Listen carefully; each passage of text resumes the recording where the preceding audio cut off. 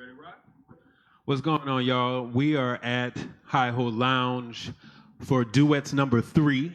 My name is Renard Bridgewater. I'm the Community Engagement Coordinator for MaCCNO, MaCCNO. That's the Music and Culture Coalition of New Orleans.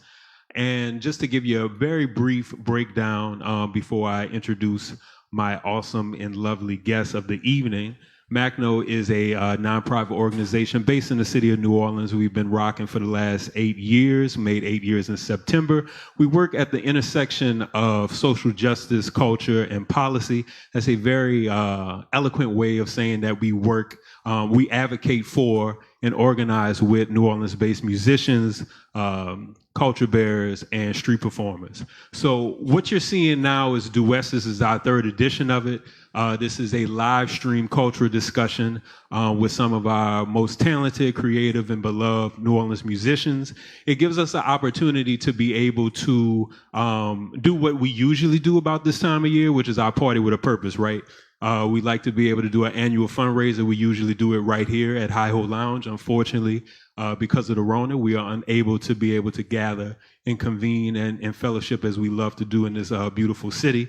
So with that being the case, we've, gotten with a couple of our folks, fellowshipped a little bit, and want to be able to bring that to you and yours in the virtual world. So before I get into it, make sure if you see at the bottom of your screen, you got MaCCNO.com. That's the first and most direct way to donate. After that, you got the Cash App. What is it? $ Music Culture 504. The number's 504.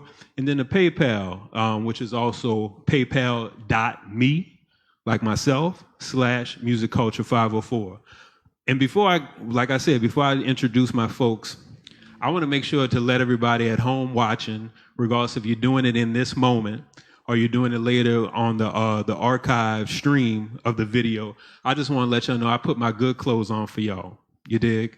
Ultimately, at the end of the day, I could have been in sweats, chilling. I've been working at home for quite some time, probably since like mid-March. So y'all need to give me a ninja bow for that. But that's neither here nor there. We're going to jump into this. So I want to start off with the lady to my right, the queen of the rare groove, holding it down for 25 years on soul. I don't know. Something like that. It will require some math that I'm not right. feeling like doing at this time. The quick maths. But yes. Since 94. 94. So Soul Groove, holding it down, the curator of Hogan Jazz Archive, the one, the only DJ Soul Sister to my right. And then last but certainly not least, I'm starting to call her the purveyor of good vibes and rhymes because that's what she presents anytime that she's on a stage or just around people. Ultimately, at the end of the day, the one, the only, the Sleazy Easy. What's going on? To my left. What's going on? How's everybody doing at home tonight? Yo. So we're going to jump right into this. I'm not one necessarily to shy away from difficult conversations or difficult questions. Let's just jump right into what happened with the hashtag Let Us Worship on Saturday. It's been making a lot of noise, both on Facebook, on the gram, on Twitter. You familiar with that at all?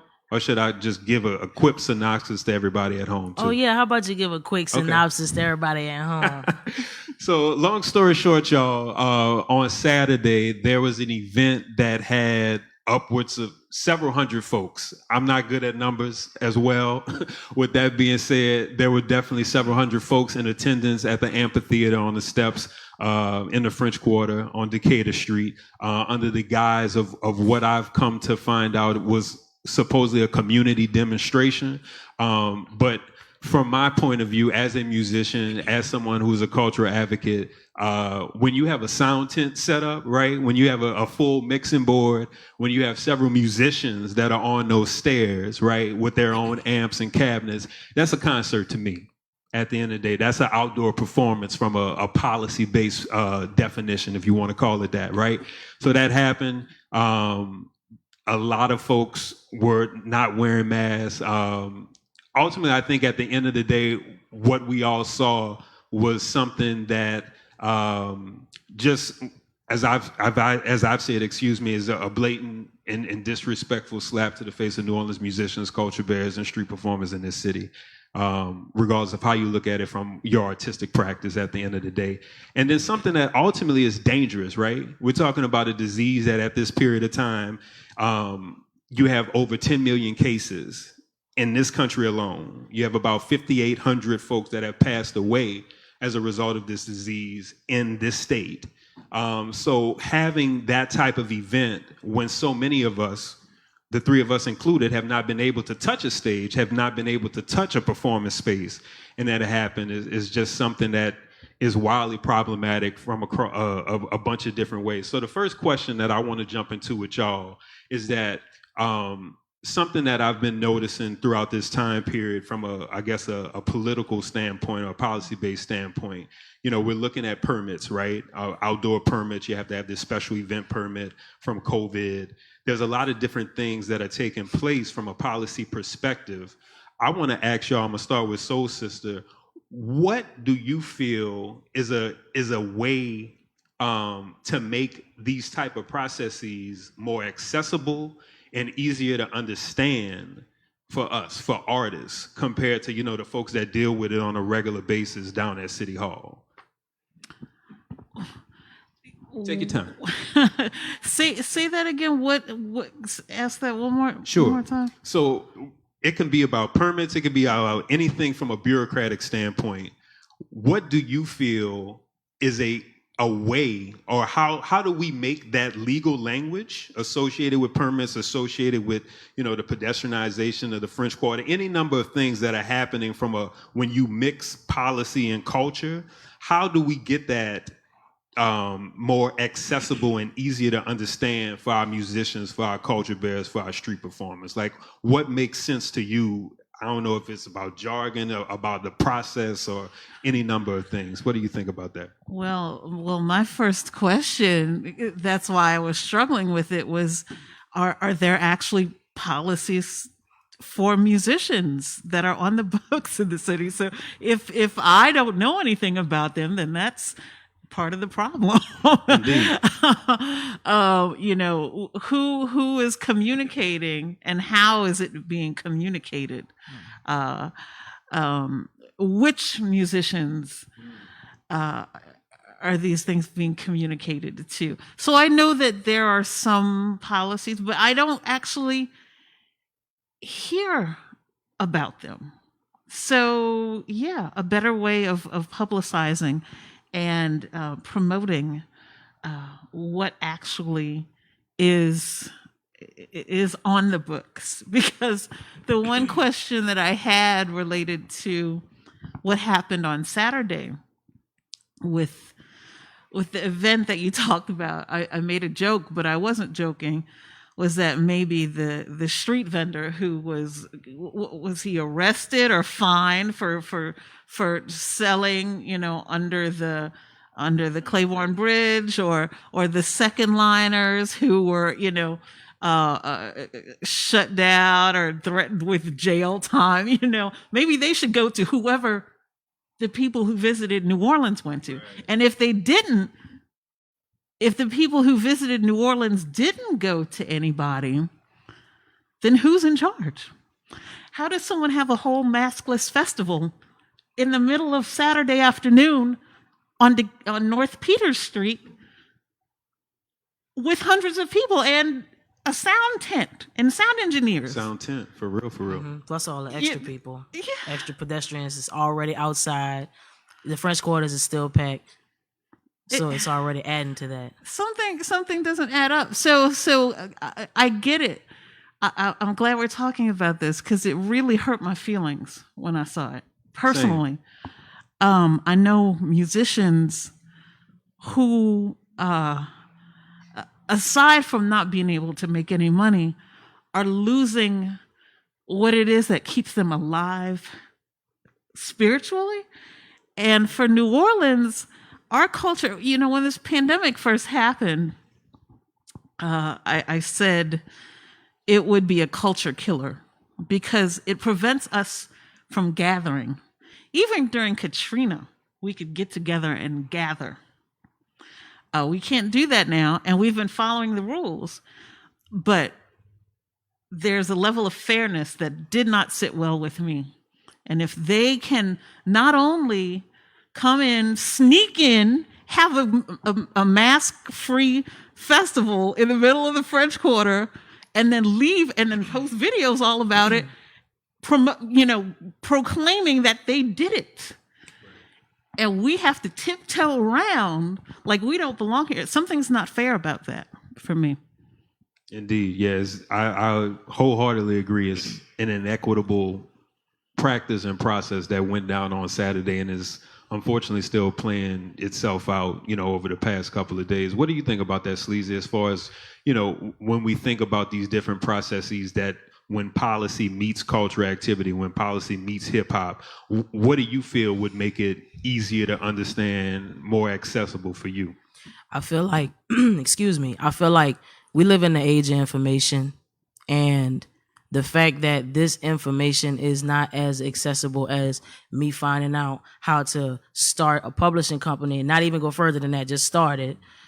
That means it's purposely being kept from artists. In my opinion, it's purposely being kept to create this small industry of people, this small group of people who have the ability to do whatever they want, who know everything. You have to be in with these people, and it's not on like super conspiracy type things. I just think that's the way governing and policy and big money has always went when I looked at it. It's always been something that's been kept, and the majority of people are away from it. Because I feel like I've been doing music since I was 15, but she's been doing music longer than I've been alive. And the fact that she can sit here and say, if there are any policies I don't know, I feel like that breaks my heart, because these people are important to the city more than just what you see on the news and what you see on TV.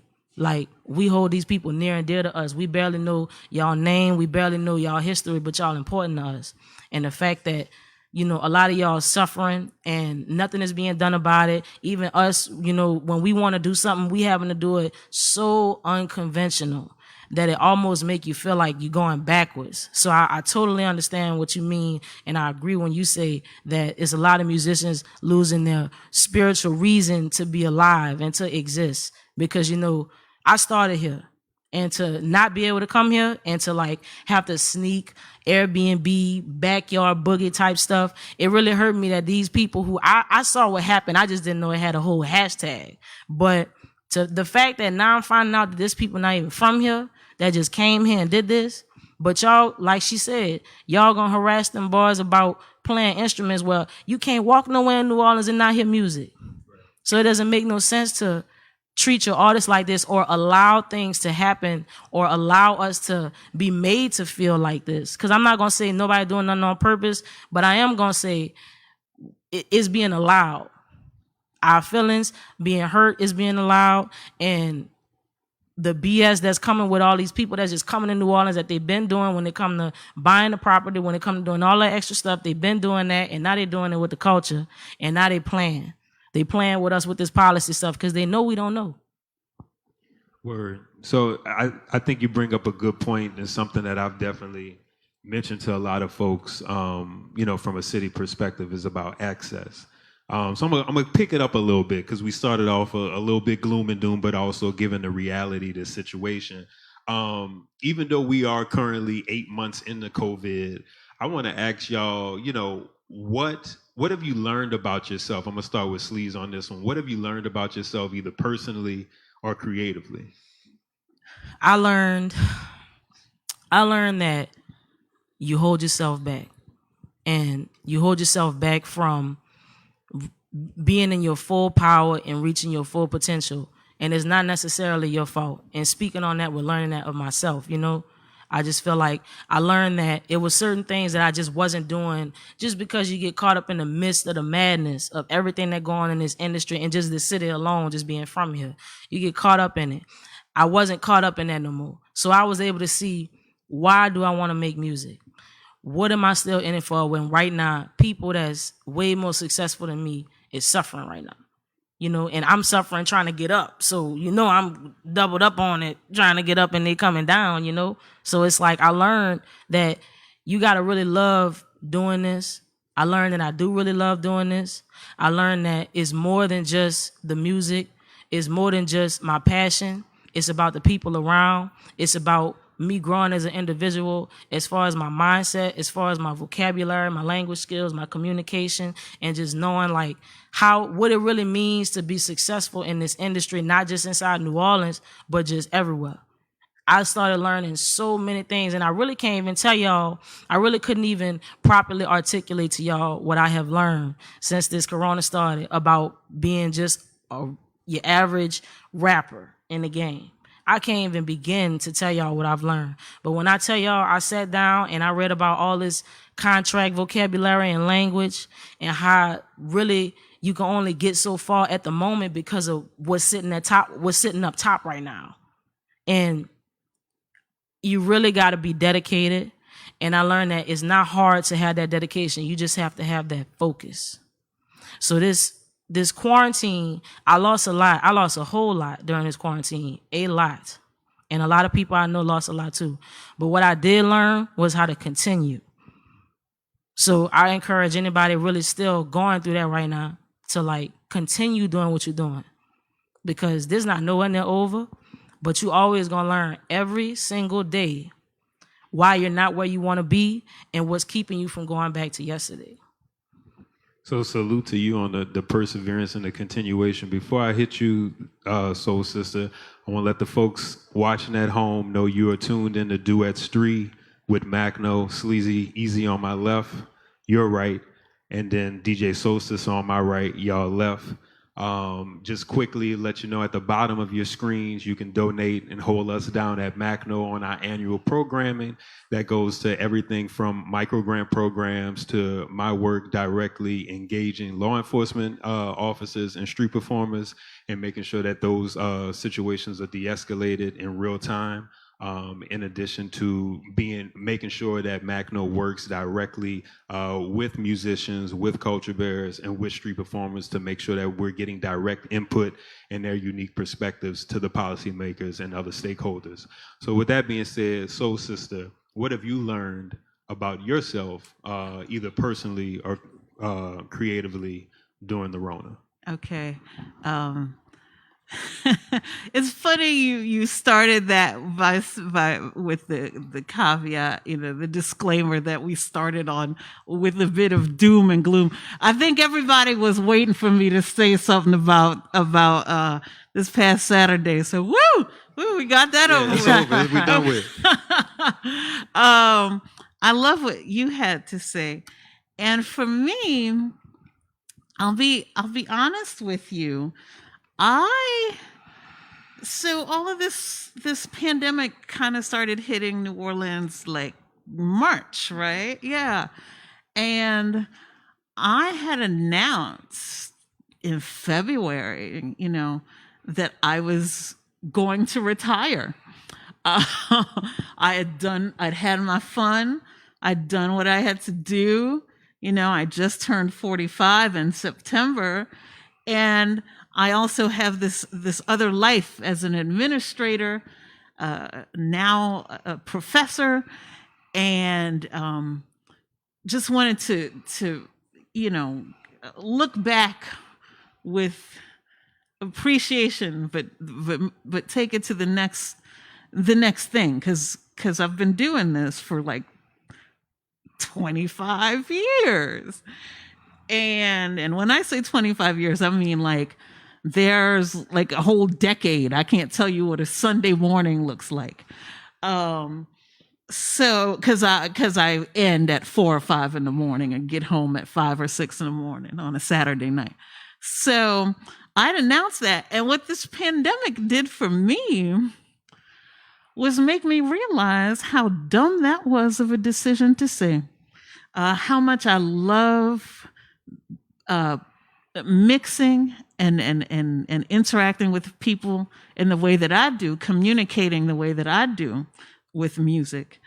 And I said, if and when this mess is all over, man, I'm going to be up on the stage until I'm 75 years old. You won't be able to get me off a stage. Mm-hmm. So I learned that I would not be quitting at all. I said, oh yeah, I'm getting old. It's time. No. Because once they tell you can't do it, it makes you want to do it more. And that's what happened to me. I said, well, before it was my choice, but now I can't do it. And I miss it. And I realize how much I love it, above and beyond all the reasons I thought I loved it, even more than that. So that's what I realized about myself. And I appreciate that, because I was going to ask you, because I thought I saw something either on the gram or Twitter about that potential retirement. I was going to ask you about that. I appreciate you beat me to the punch on that one. So glad that we were able to get that out of the way. We didn't clear the air. DJ Solstice is not retiring anytime soon. Now, when she hits about 70-ish, then we can have a different conversation. But until then, it's all go. And all hopefully gas, no I'm breaks. not 70 by the time I can get on a stage again. Lord willing, that is not the case. So I want to, since we're in a music venue, one that you've spent some significant time in, if I'm not mistaken, 5 out of the 13 years of Hustle took place right here on this stage. With that being the case, we're also seeing from a federal standpoint where it's being suggested that anywhere up to 90% of our independent music venues on the other side of the COVID era, so to speak, will not be here, right? Or will no longer be functioning and providing that cultural incubator to performers and bands and musicians and whatnot. For y'all, I'm gonna start with Solstice on this one. What do you feel from a New Orleans venue perspective? Why is it important to the future of our music community? Why are independent music venues important? They're important for the same reasons. The venues are important for the same reasons that our music is important, because that's our culture. That's who we are. But at the same time, and I always say this, and you've seen me tweet about this, in New Orleans, we have a unique vantage point. So not all of our artists are going to be coming up through big stages, through major venues. It can be small lounges, mom and pop bars, coffee houses, just in the neighborhood. That is what New Orleans, that is how artists create and form. And no one can start at the House of Blues. You have to work up to something. And everyone's in trouble right now. So I feel for the large venues that I've played, like Tipitina's or House of Blues, One Eye Jacks, all my favorites. And I really also feel for the neighborhood bars where, the lounges, the bar and grills, The hole in the walls. The hole in the walls. Mm-hmm. That's what New Orleans is. That's what our music and our people are. Uh-huh. And if that goes, then we might as well be in Omaha, Nebraska. Right. With alligators. So what you got on that, Sleaze? Because, you've performed at, unfortunately, Gasa Gasa is, resting in power. Yeah, you didn't know that? Oh, sorry to break it to you. But that's why I brought up that question, because I know, obviously you've set foot on this stage, HOB, as well as Gasa, as we just mentioned. So why do you feel New Orleans venues are important to the future of our music community? Man, before I even answer that, I just want to let y'all know I am about to grieve for Gasa Gasa. Take your time. Like, maybe not right now in the moment, but I am definitely going to grieve for Gasa Gasa, because as soon as I got to that point where I was going to be able to do something at Gasa Gasa, I got to do Gasa Gasa a couple of times, but I was going to do my own thing there, And it's just crazy how quick that just gets snatched up. You know what I'm saying? And honestly, Gasa Gasa had them vibes that just was like nowhere else. And that was like one of the things I was thinking about during COVID. To touch on the question, I was thinking about all these venues. When I sat in that green room, y'all can check my Instagram story. I was tickled. I've been tickled ever since I pulled up here. This is the place. I was here, man, maybe underage. I might have been here at 18. I started looking at this place at 17 trying to perform here with LEAZY. and I would finally turn 18, so I was finally able to like get on a show with him. You know what I'm saying? Because back then it was just like, yeah, you know, come on, I got your sleeves, let's go. Man, I was here. I got so much love. Turned 21, got so much love from the bartender. This is my favorite bar. I'll be screaming to tip the bartender. I love these places. And I think I love these places because these places made me and a number of artists like me who we are. Like with the hustle, like I didn't come up on the internet. I had put in footwork. Like I was physical copies of music on the stage, flyers, passing them out. I was meeting my people. I know my supporters. You know what I'm saying? Hundreds of them from when it was only hundreds of them. You know what I'm saying? So it's like to hear that a lot of these places might not be here almost make me wish I had that Trump money to put on these places, because it's like they don't deserve that.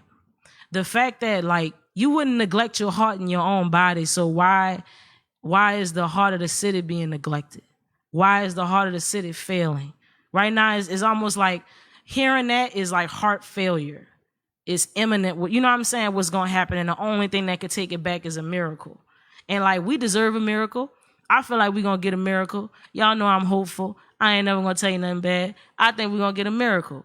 I personally think that the way we've been hustling from artists from this generation on to the next, on to the ones before, the way we've been putting on and hustling, and how everybody got something up their sleeve, you know what I'm saying? I feel like we're going to be able, it's going to be crazy when we're going to be able to take this city back. They might be gone.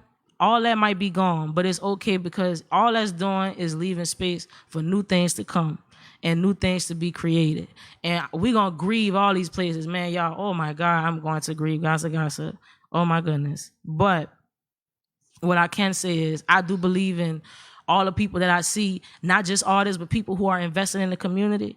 I believe in all these people, and I really think if everybody just keep pushing, at the end of this, when we see all our favorite places go, we either going to be able to bring them back, or we're going to be able to put our own imprint on this city. But I just don't believe that we are going to allow anything to fail. I don't believe that we are going to take such a hit that we can't recover. It's going to hurt bad. But I believe in this city and the people in it so much that I really feel like it's going to be different when it come time. But that's very unfortunate to hear, and I want any artist right now listening and watching to know that's real. That's not just, he not just saying, oh yeah, 90% is gone, and that ain't nothing. You gonna feel that. When it come time for you to feel that, you gonna feel that. We was all up in here chilling and handling our business and performing. That's not gonna be like that everywhere like it was no more. So I hope everybody that's listening took that statement serious and took it for what it was, but also keep hope when you hear that statement that new things are to come. You know what I'm saying? When the earth flooded, everything was reborn. Everything came back. You know what I'm saying? So just all we got to do is keep our faith up and keep hope, and I feel like we're going to come out of it. And I'll, just as a point of clarification as well, so even though it has been listed both on social media, and then there was a recent piece in Anti-Gravity about gossip, and I'm sure the folks at home can clarify this for me as well, because y'all got the Googles ready. With that being said, I think that it got sold. So I want to clarify that. I don't want you to grieve too soon. That's my bad on that one. We're gonna hit the cross fingers emoji. No, you know I got you. Dig? But that's what I think is going on. But we'll find that out. But that statement that I did make about the 90% of venues, that's a real statement. That's a very true statement. Gossip might not be in that, but it's real nonetheless. With that being said, I got a Sister mentioned earlier about, our communities and about our neighborhoods. So, and for some reason, I don't know why this keeps escaping me, because I'm a Holly Grove boy, and I rep my set very, very well and very loudly. And there's a depth of history from a hip hop perspective, from a Holly Grove, when we talk about Holly Grove, and then also with Sleaze being from the West Bank and holding it down in Algiers and Gretna. I want to ask y'all, I'm gonna start with Soul Sister on this one. What do you feel about your neighborhood growing up in Holly Grove in the 17th? How did that play a part in your artistry? Or, what did the things that you saw, the things that you experienced, how did that create the queen of the rare groove? Oh God. I wish I had a sexy answer for that, but honestly, my mom was very overprotective and didn't let me go out the house, so I didn't hang out of my house very much. But what I did was stay inside and listen to the radio all day and listen to Slick Leo on WAIL in the 80s OG. and WYLD FM and AM 94. We listened in the late 80s. We were listening to rap music on AM radio. Y'all need to know this. I missed that. I wish I had that. And rap videos 1 hour a week on MTV on a Saturday night. And so I can't answer that in the way, in a sexy way. What I can say is that when I got to college and I got to free and open up, that's when I started doing it all, in my neighborhood, at venues. I go to Tipitina's and go see P-Funk until 6 in the morning. I mean, once I got free, I did it all. So, that's what I can say, quite honestly. Gotcha. And before I hit you, Sleazy, I've been hit with my warning, and shout out to Stefan for that because I have a horrible memory. While y'all are fact checking me about gossip, make sure that y'all are hitting that MaCCNO.com at the bottom of the screen. Make sure that you're hitting that Cash App. Make sure that you're hitting that PayPal to make sure that, one, I can keep my job. You know what I mean? Because the Rona's real. I want to be clear and transparent about it. But also at the same time, more importantly than me, because I am privileged and understand that, being able to assist and help and directly advocate for and organize with our New Orleans-based musicians, street performers, and culture bearers. Any and all of the proceeds of the donations that you make are going directly to our program, and to make sure that we can keep these duets going, to make sure that we involve our culture bearers, making sure that we involve our musicians in specifically in regards to the policy-based initiatives that directly affect them. If you talk to me for any amount of time, I'm always going to tell you the musicians of this city are the most overworked and undervalued people in this city. I'm biased, and I'm perfectly fine with that. I specifically say that because it's true. I specifically say that because they need extra care, they need assistance, and we hope to be able to continue to provide that assistance with your help. So hit us up at those links that are flashing at the bottom. And with that said, I'm going to pivot to Sleaze on this one in regards to, for you growing up on the West Bank, what do you feel about your neighborhood and your insular community? How did that play a part in your artistry? Man, let me tell y'all about the West Bank. All right. So my street, I had the privilege of not really growing up around like too many drugs, too much violence. I really had to come clown on this side of the river, or clown by my cousins in Algiers. I chose this, you know what I'm saying? So Gretna really, I feel like what Gretna did for me was it allowed me the space to like be away from New Orleans when I would go to school and, make these dumb decisions, when I would go hang with my homies who live in the East and all this crazy stuff, and I'm going wild out. But when I come home, man, I draw and I sing, and I was, touching the piano when I was a baby and doing all that music stuff. So when I would come home, Gretna would give me that privacy.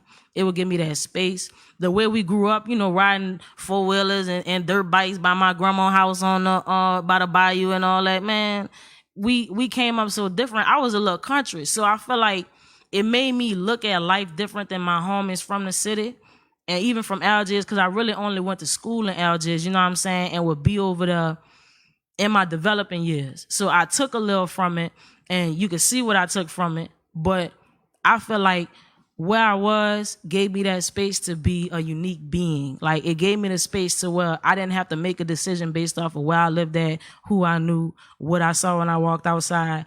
I was able to go pick and choose the life lessons I learned and then come home and make music to it. And I feel like it allowed me to have different type of influences than just my OG from the Magnolia or my OG from the East who sound like this, and that we all know as these powerhouses and these pillars in New Orleans. Ain't nobody was really like, I'm not gonna say ain't nobody, but we ain't really had that where I was. So I kind of had to be that for myself. And it made me like look to different mediums of music other than rap that really was influencing my sound and the way I wanted to make music, who I wanted to make music with. When I would reach out to people out of town, what cities I was reaching out to. I might have wasn't going straight to Atlanta. I was going to Texas because I wanted to chop and screw. I was going to LA because I wanted that. I was going to New York because I was a backpack rapper when I started. So I wanted them rhymes, you know what I'm saying? And I feel like the influence that New Orleans had on certain people it didn't cover me so much. So that's what made me different, not better, not worse, just different. Because nothing wasn't going on where I'm from. Yeah, they had the dudes trying to do what they was going to do on Canal Street and come over here and clown, and they come home and the police come get them, you know what I'm saying? And they might fight each other outside. We might rough each other up outside. But really, I was chilling enough to have a peace of mind to start that creation process early before the trauma came. You know what I'm saying? Before I was an adult and before I was able to make decisions on my own and affect my mom and my daddy. You know what I'm saying? So it's like, I feel like it made me this unique being, to sum it up. And I'm sure that a lot of rappers, because they got a lot of rappers coming from where I'm coming from now. And I love it. I absolutely love it. I love all y'all. Oh my God, if I don't know y'all, I love y'all for doing that. And they can say the same thing because they all sound out of this world. They sound like New Orleans, but just somewhere over there. Word. So I want to do what we call in mediation a win-win knit. So when I think about the word good, you know, I feel like it's something that's synonymous with both of y'all to a degree. With Soul Sister, I was reading something recently where your quote is saying, "I will only feature songs that make people feel good, songs that make me feel good," right? Mm-hmm. You know, and as I mentioned earlier, when we're talking about sleaze, you know, there's like this magnetic attraction to sleaze, right? Like when you're around sleaze, it's always, as I mentioned earlier, it's good vibes. She's a good person. The music is good. And like you get that, right? Like even in the collaborations, like everything about it is always good natured and good vibes. So with that being said, let's start with Soul Sister on this one. Tell me where those good vibes originate. Like, where does that quote unquote good nature come from for you? Wow. Where does that come from? Well, I'll first say that I believe good is subjective. Indeed. Whatever's good is what's good to them. So even related to, you know, what I said, because that's my ammo. I play what makes me feel good. I don't actually know if it'll make anybody else feel good, and I'm not that DJ to care. If it makes me feel good, then I like it. Now, where that comes from has a lot to do with just what I like. I like things that make me feel good. That doesn't mean that it's better than anything else. That's just what drives me, you know. And I like a lot of different kind of things. So I don't know. I collect records, right? That's one thing over the pandemic I realized. I started, you know, cleaning and organizing, and realized, you know, over the years, I said, I would tell people, because they asked me, how many records do you have? I said, about 2,000 or 3,000. No, it's more like over 10,000 at this point. So there's all kinds in there. And for me, that's good. For someone else, it might stink, but who cares? You know? So the good, and from what it sounds like, the good that you're experiencing, or the good for you is ultimately what's good to you. Yeah. Gotcha. What about you, Sleaze? What are those good vibes? You know, how do they originate? Where do they originate? Well, the good vibes for me come from like the bad things that I went through.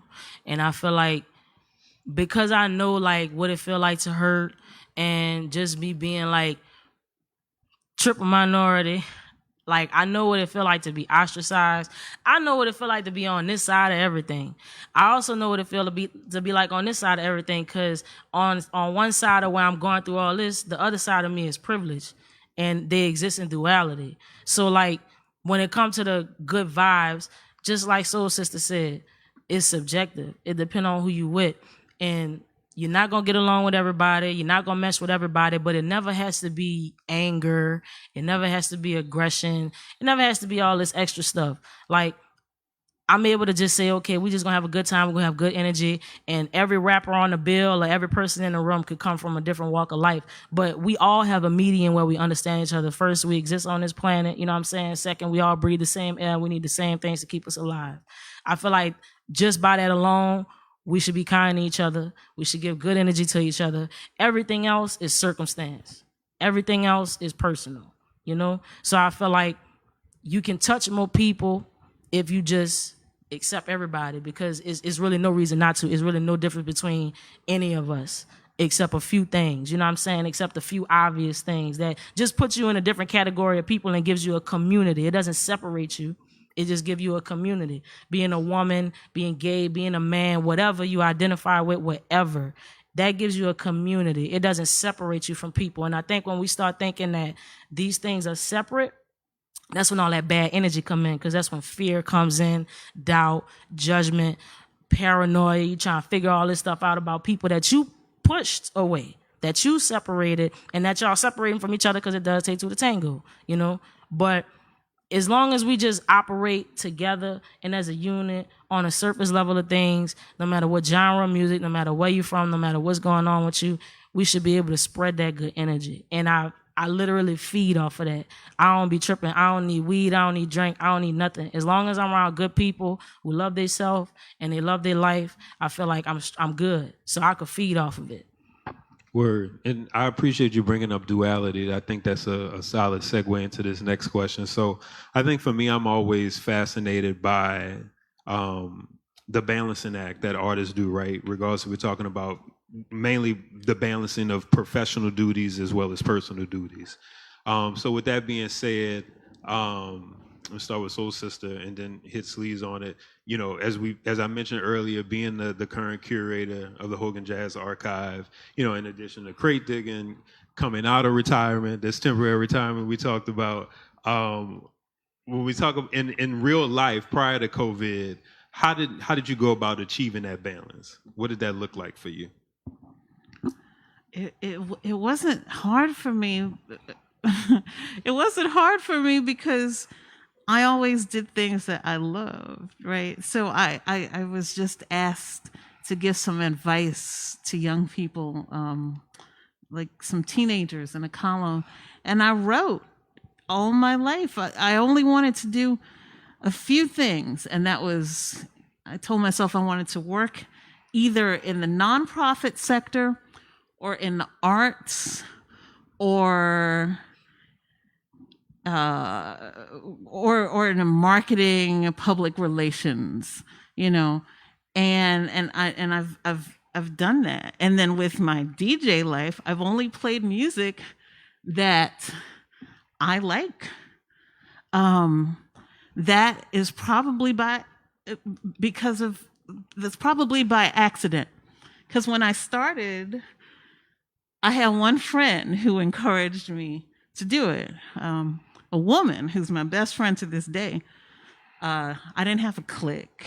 There was no one around me telling me, oh, you have to play requests and you have to do this. I did what felt good to me because there were no other voices to tell me otherwise. So how do I balance? I don't know. Everything it just worked out as it should. I've always been happy. I think what I struggle with is that other people don't know the balance. It's like I'm Soul Sister 24 hours a day, and if I step out of that, maybe they don't believe I can do anything else. So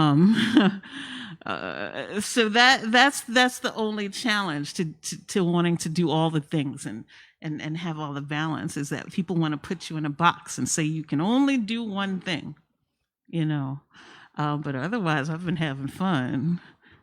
Word. How about you, Sleaze? What does that balance look like? How did you go about achieving it, still working through it, etc.?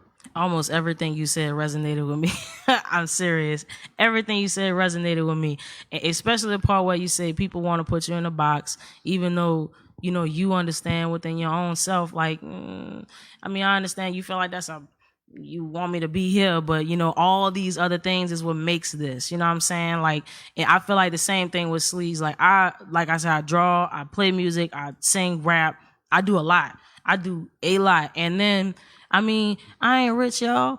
I gotta go to work, so I have to do that too. And then be a civilian, you know what I'm saying? And be amongst the people that I guess, as an artist, you start to kind of like get in this hermit mode because you're creating and you're only around other artists. You're not used to being around people that kind of just consume, So it's like with the balance, I just think I just keep my mind on what I'm trying to do. Cause I understand that I done been way up here and good. I done been way down here and bad. I know that like she said, different things are gonna call to my attention. I'm gonna be wanting to do different things, and all these things are just gonna add up. You know what I'm saying? And encompass what makes me me. Even if I go and decide, man, you know what? I don't feel like doing a rap show right now. I'm gonna just paint 20 paintings and just open a gallery. Sleazy Easy should be able to do that. You know what I'm saying? Because Sleazy Easy is not a rapping machine. Sleazy Easy is a person who is ever changing until the moment is my time to check out. I am going to be changing, elevating, whatever you want to call it, morphing. Man, the only thing ain't going to change is my name, but what come with it is going to be a lot of different things. And you shouldn't let people limit you. You should do what you want to do. Because honestly, even if you feel like what your main thing that you love is right here and this thing you want to do is on the opposite side of the spectrum, you got to understand, like you said, duality. They come together. They come together in the middle.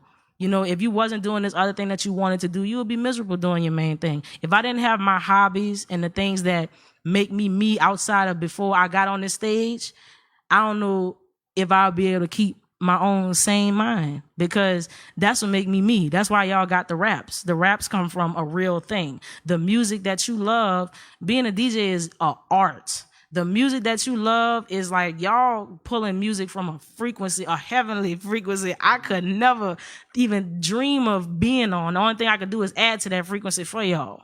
That is something that is an art that is you, and that come from the sounds you hear when you walk up the street. If you live in a city, if you live in the country, all that affects the type of music you pulling from.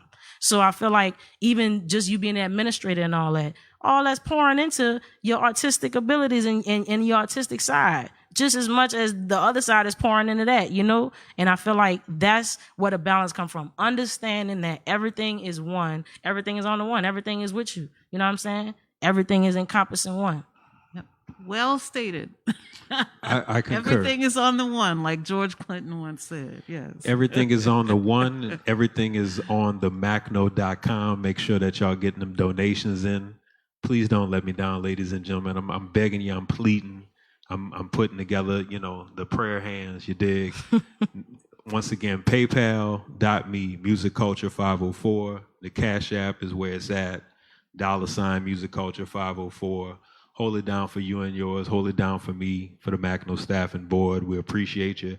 Getting back into this conversation, so I want to talk about something that I've noticed. I'm going back to my win-win here. I'm gonna keep that going for a little bit. Consistency, I think, is important, that I've seen from both of y'all within your artistic practice. And something that's ultimately important, right? When we speak as artists, when we speak as creatives. With that being said, let's go with Solstice on this one. Can you speak to what drives that work ethic for you? Like, because you mentioned a couple of minutes ago about, like, from the balance standpoint, right, of folks trying to box you in and not necessarily themselves having it, right, but you achieving it and working through it. So what does your work ethic look like to be able to, stay consistent for the past several years? What does my work ethic look like? Again, I wish I had a very sexy answer for that. I'll tell you this. Ain't nothing about MaCCNO sexy. Let's be clear about that. And you'll hear this from my colleagues all the time. We do the grunt work when it comes to this policy-based stuff, so I would definitely take a non-sexy answer. I'm a Virgo. Me too. See, Hey. Virgos will get it done. Salute. Virgos will get it done. We will wake up at 5 a.m. before everybody else, take care of business, and then be the last ones to leave at night. You know, we on it. She said it. She definitely real. said it. She ain't lying. That's all I got. What you got to add to that, fellow Virgo? The drive that keeps me consistent, man, my partners. Not just my partners, not just locals only and the people around me. Shout out to locals only, shout out to global warming, not just those people, but like every artist, producer, DJ, graphic designer that I meet in the city. Every time I meet somebody new, every time I see somebody new music coming on, oh, y'all made me want to go so hard because there was nobody. There was just like the very few people that you really couldn't even be peers with. And now like we have like an artist community that's actually a community. Like I could actually pull all these people in this room, sell out a show, sell out merch. And then I know that everybody I love feels like they supported me. And it was everybody I love that loved me in a room. Man, when I was coming up at 16 and 17, I did not have that at all. I used to come to the open mic and I used to have to hide after that. They would tell me I did a great job when I got off stage. But oh my goodness, was it a lot of mean mugs in that crowd? Oh my God. And I'm just like this little 5'2" chick, like, I'm new here, you know, like trying to do my thing, you know. But seriously, when I see y'all, and I hope this message to get out to everybody. When I see y'all, bruh, y'all make me want to go so hard. Y'all make my music get better. I really wouldn't be nothing without everything around me. That's what keep me consistent. Because I feel like if I stop, I'm lacking. And it's a family. I can't be lacking in the family. You know what I'm saying? Now I consider this rap stuff a family business now. Because everybody around me is my brothers and sisters. You know? So I can't be lacking because they're not going to let me, man. If I decided right now to say, man, I ain't going to do this, 30 people gonna blow up my line, ain't gonna let me sleep in peace. You know what I'm saying? Especially if they feel like it's for a bad reason or if they feel like I'm just, you know, I didn't think it out. I got so many reasons, bro. But the main reason is the city and the people in this city. I'm good. I could push myself. We Virgos, you know how that go. I'm good on the surface level. I'm gonna operate like a robot. But what give me the battery in my back? My folks. Yeah. I love y'all. And I want to add something to mine because you know inspired me to dig deep and think about that a little more. And for me, I always talk about the soulful pioneers, the artists who inspire me so much. And I talked about, you know, when I was younger, not, you know, being a home kid. You know, all I did, you know, if I wasn't at school, I was at home and I was watching music on TV, listening to music on the radio, listening to music on records. Everything for me was music, but by myself. So I developed this introspection and I'm very painfully shy. And so how does a painfully shy person get up and DJ in front of 20,000 people like I did at Essence Festival or at Jazz Fest on the Congo Square stage before Lauryn Hill? Or, you know, it's because it's literally the soulful pioneers guide me. And I'm also really spiritual too. You know, being here at the High Home Lounge I haven't been to the High Home Lounge since my final time I played here, which was a few years ago. And it just is bringing back memories because before every show I would do here, I always pray. And that's anywhere I play. But I have so many special moments in this room. So yeah, I feel like I'm guided by the spirit and the soulful pioneers. And then I've been able to open for so many of my heroes too. Thanks. Which scares, you know, it scares the hell out of me, but of course I'm going to do it. And then I'll think about it later. Think about the fear later, but just do it. Yeah. Yeah. So I want to talk about, you know, since, you know, we're all dealing with this COVID and, you know, we're actually on a live stream discussion. Have either of y'all given any thought, you know, to what a live stream could look like for either a Sleazy Easy performance or for a Soul Sister performance? I choke on my water. I actually have. I ain't about to get on my knees, but I actually have thought about it, and you know, I am gonna say, still choking on my water. When you want to do the live experience, you see how he didn't just call us on Zoom. You know, he ain't just call us on Zoom and was like, whatever. He bringing you here. He got us on a stage. It's a whole effect. The people involved could get content. It's like everything around it made it a whole thing. This is like the proper way to do stuff like this. And even if you don't have a stage, man, go to Hobby Lobby and Michael's and go get a blanket and make you some clouds. Let's go. And go get you some fake grass or something and see what you first. You gotta know what your brand and your aesthetic is. And I don't know if you want me to talk about that, but we ain't talking about that right now. Get into that a little later. Woo. But saying all that to say, you gotta have that idea and really like, man, the live stuff can get so tedious. I click off people live immediately. You know what I'm saying? It's very hard to keep your attention, especially when they just so used to seeing you, touching you. The fans and the supporters just want to see you. They never see you. They only see you on the internet. You're not real to them until you get to be by them. So it's like, nah, it is just this totally fantasy world that I have to operate in with these people. And the people with the big bags and the people holding the $10,000, $20,000, $30,000 in their hand, ooh, they getting me, boy. Ooh, they getting me good on the algorithm and on the live shows. But you can still do it. And my approach to it is just being real creative and persevering and planning, and don't do the same thing you did last time if it didn't work. Learn from what you did last time that didn't work, that didn't get you no engagements. Look up all your stuff. That's my idea of a live stream. It ain't just clicking up there and getting on there and speaking on your mic. It's having it all planned out. True indeed. Metrics are certainly important to be able to look at after the fact. And something that sticks out to me from a live, I guess you could call it a live stream, was the Boiler Room joint, right? At Ace a while ago. Some years ago. It's kind of like a live stream, right? To a degree, not so much now, right? You know? Yeah, but that's kind of what's, I guess, prompted me to ask that question. So for you, you know, is that something that you've considered since coming out of, you know, that temporary retirement, or, you know, how I know you've been holding it down with the Spotify playlist for quite some time. Yeah, no, I can answer that, and it's a little different for DJs. So I'm gonna tell you like the trail of how of my experience of live streaming during the pandemic. So when the pandemic first happened and everyone was live streaming, and DJs were coming up with creative ways to perform, to make money, to connect with their fans, and they used Instagram, Facebook, and some were using YouTube, but it was a lot of Instagram.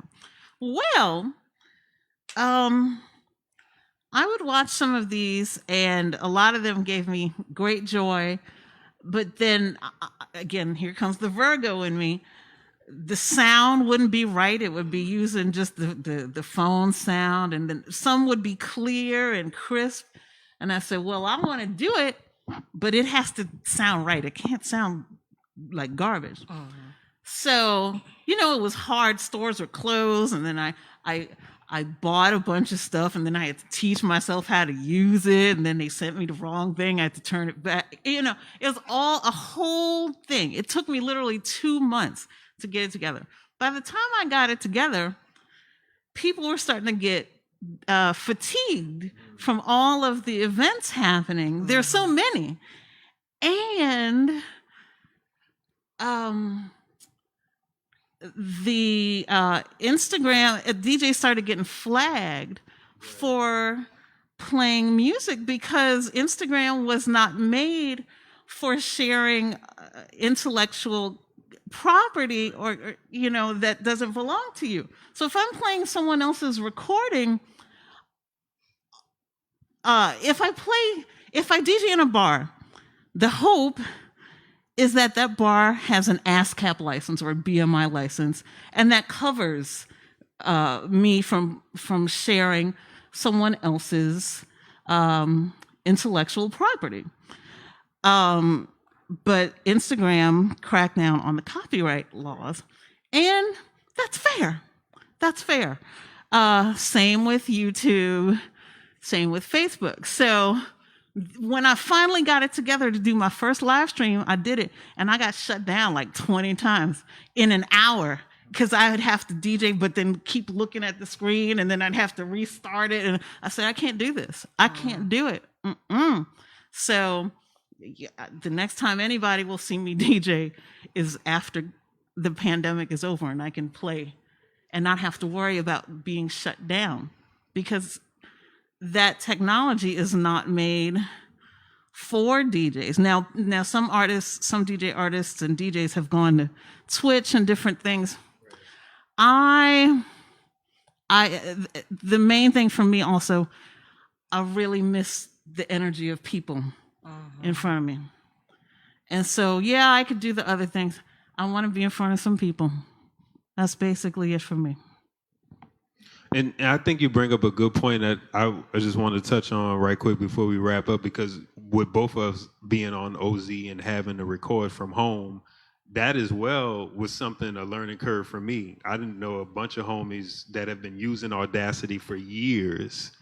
And that was my first step into it, you know, when we had to record, because we weren't able to actually go into the studio. Right. So yeah. I think that a lot of artists are experiencing like this learning curve of sorts when it comes to different forms of technology and things like that. So before we get on out of here, last question, because it's getting about that time. Looking to the future, looking to 2021, we start with Sleaze on this. What do you envision for yourself and your artistry in the new year?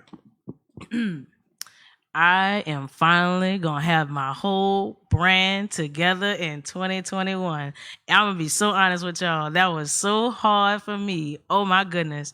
I was trying to find my genre.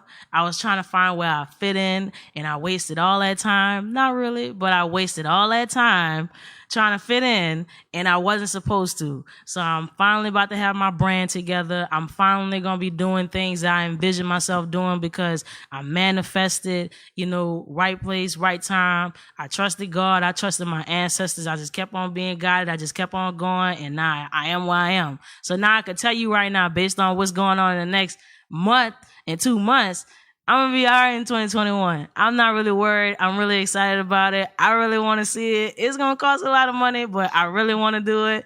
And I think everybody's going to love it. And I'm really going to be excited to see where all my friends get to and all the investments and the OGs. What's y'all next move? What's everybody about to do? You know what I'm saying? I just want to see.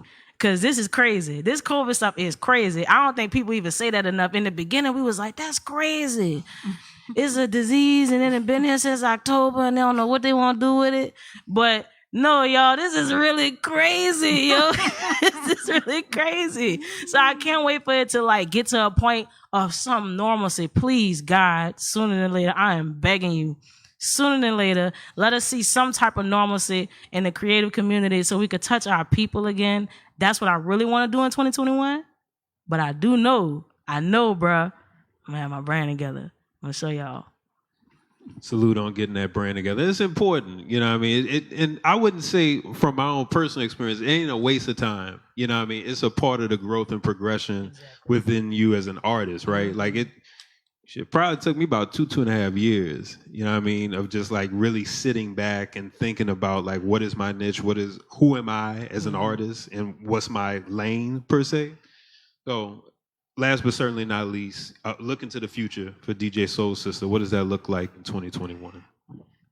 In 2021, I would like, the pandemic to be over, because it is crazy. It's so crazy. People don't know it, It's a real thing, right? It's happening. I have emails coming in. Are you going to be doing your show at the Civic on New Year's Eve? No, I'm not. I want to be back on stage in 2021. I want to see all the musicians, all the artists back on stage. I want to see second lines back. Ooh. I want to see everything back. Our festivals, our venues, big and small. I want to see everything back.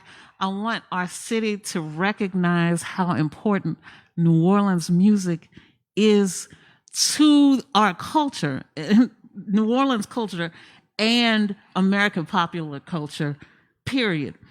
And what else in 2021? You're gonna make me shout.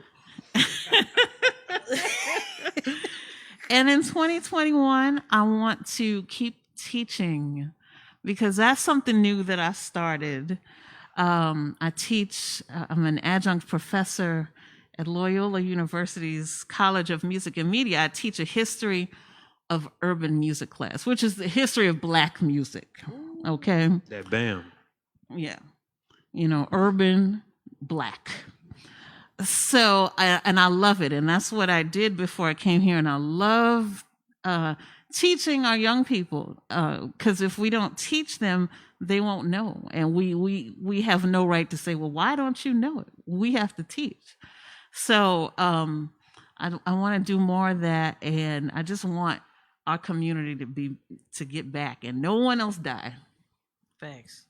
Real talk.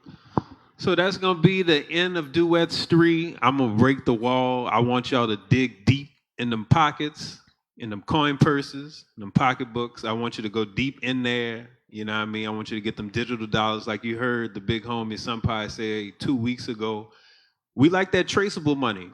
I got a whip. I will come to you. I'm perfectly fine with that. If you want to hit in the comments, you know what I mean? If you want to be able to send an email, mailings@MaCCNO.com, holla at us. I will come to you. I ain't got no problem with that. I'll go to West Bank. You know, I go to Marrero. I go, maybe English Turn, that's a little far. But if you got it like that, I will come to you. I'm good with that. We could get it. So, like I said, MaCCNO.com, Cash App, Music Culture with the $504. Also, the PayPal.me/Music Culture 504. Thank you to DJ Soul Sister. Shout out to Sleazy. Next week, we're going to be right here again to close out this Duets joint. We got the OG, the bassist from the Meters himself, George Porter holding it down. In addition to Chris Roy on sax, we'll be sitting in these two bar stools held down by Nate Cameron of MaCCNO's board. So y'all make sure y'all come back. Same hi-ho channel, same hi-ho time. Actually, different time, 5 p.m., not 8:30. So make sure that you set your alarms, your clocks, your calendars, whatever works, the sundial, etc. Get that popping. Make sure you follow MaCCNO on Instagram and Twitter at Music Culture, spelled like it sound, 504. Do not put a 3 where that E goes. Don't do that. Just spell it out. Music Culture 504, the numbers. On Facebook, which is where you're watching this, MaCCNO, MaCCNO page, MaCCNO page. And without further ado, peace and blessings. Y'all stay physically distanced. Make sure y'all wear the mask. Don't play no games out here in these streets. And we'll be back here next week. Peace.